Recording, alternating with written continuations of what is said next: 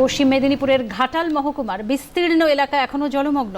গত ১.৫ মাস ধরে ঘাটাল মহকুমার বিভিন্ন এলাকার এটিই পরিচিত দৃশ্য। এদিকে ঘাটাল পৌরসভার ৯ নম্বর ওয়ার্ডের কয়েকবারের কাউন্সিলর কানাইলাল চৌধুরীর স্ত্রী মনসা চৌধুরীর গতকাল বিকেলে মৃত্যু হয়েছে।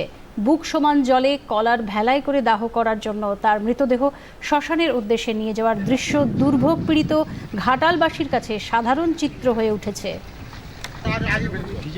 এদিকে এই ঘটনাকে মর্মান্তিক বলে মন্তব্য করেছেন বিজেপি নেতা শঙ্কর গুছাইত। এটা অত্যন্ত মর্মান্তিক দৃশ্য এবং আজকের সমাজে ভাবা যায় না। এটা হচ্ছে তৃণমূলের ঢপবাজি আর ওখানকার সাংসদ দেবের পাগলু ড্যান্সের ফসল। আমরা দেখতে পাচ্ছি যে প্রতিচ্ছবি ওখানকার কাউন্সিলর, অনেক পুরনো কাউন্সিলর, তার স্ত্রী মারা গেছেন, তাকে ভেলায় করে নিয়ে যাচ্ছে শ্মশানে। এই দৃশ্য আজকের সমাজ দেখবে।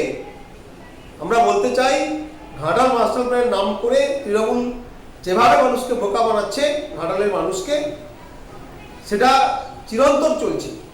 তাই এই ধরনের বোকা বানানো এবং যে দৃশ্য আমরা দেখছি তাতে আজকের সমাজ লজ্জিত, আমরা লজ্জিত এবং আমরা খুব কষ্ট পেয়েছি দেখে যে আজকের সমাজ এই দৃশ্য দেখছি।